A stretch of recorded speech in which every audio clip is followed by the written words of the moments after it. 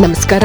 Jeeni news ವೀಕ್ಷಕರಿಗೆ ಸ್ವಾಗತ. ತುರ್ತು ಪರಿಸ್ಥಿತಿಯನ್ನು ಟೀಕಿಸುವ ಭರದಲ್ಲಿ ಮಾಜಿ ಪ್ರಧಾನಿ ಇಂದಿರಾ ಗಾಂಧಿಗೆ ಅವಹೇಳನ ಮಾಡಲಾಗಿದೆ ಎಂದು ಆರೋಪಿಸಿ ಕಾಂಗ್ರೆಸ್ ಕಾರ್ಯಕರ್ತರು ಬಿಜೆಪಿ ಕಚೇರಿಯ ಮುಂದೆ ಹೈಡ್ರಾಮಾ ನಡೆಸಿದ್ದಾರೆ. ಮಲ್ಲೇಶ್ವರಂನಲ್ಲಿರುವ ಬಿಜೆಪಿ ಕಚೇರಿಗೆ ಕಾಂಗ್ರೆಸ್ ಕಾರ್ಯಕರ್ತರು ಮುತ್ತಿಗೆ ಹಾಕಿದ್ದರು. ಮಾಜಿ ಪ್ರಧಾನಿ ಇಂದಿರಾ ಗಾಂಧಿಯವರನ್ನು ಹಿಟ್ಲರ್ಗೆ ಹೋಲಿಸಿ ಬಿಜೆಪಿ ಹಾಕಿದ್ದ ಪೋಸ್ಟ್ ಅನ್ನು ಖಂಡಿಸಿ ಕಾರ್ಯಕರ್ತರು ಬಿಜೆಪಿ ಕಚೇರಿಗೆ ಮುತ್ತಿಗೆ ಹಾಕಿದ್ದರು. ಕೇಂದ್ರ ಸಚಿವ ಭೂಪೇಂದರ್ ಯಾದವ್ ಅವರು ಬಿಜೆಪಿ ಕಚೇರಿಗೆ ಭೇಟಿ ನೀಡಿದ್ದರು.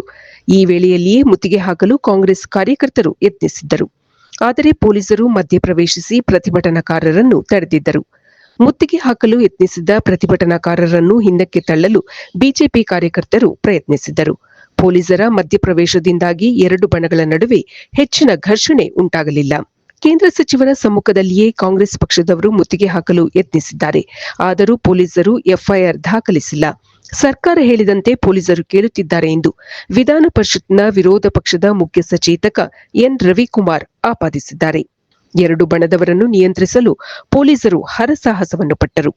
ಬಿಜೆಪಿ ಪಕ್ಷದಿಂದ ಇಂದಿರಾ ಗಾಂಧಿ ಅವರನ್ನು ಹಿಟ್ಲರ್ಗೆ ಹೋಲಿಸಿ ಪೋಸ್ಟ್ ಮಾಡಿದ ದಿನದಿಂದ ಕಾಂಗ್ರೆಸ್ನವರು ಇದನ್ನು ನಾನಾ ರೀತಿಯಲ್ಲಿ ವಿರೋಧಿಸುತ್ತಾ ಬಂದಿದ್ದಾರೆ. ಇದು ಈ ದಿನದ ಸುದ್ದಿ.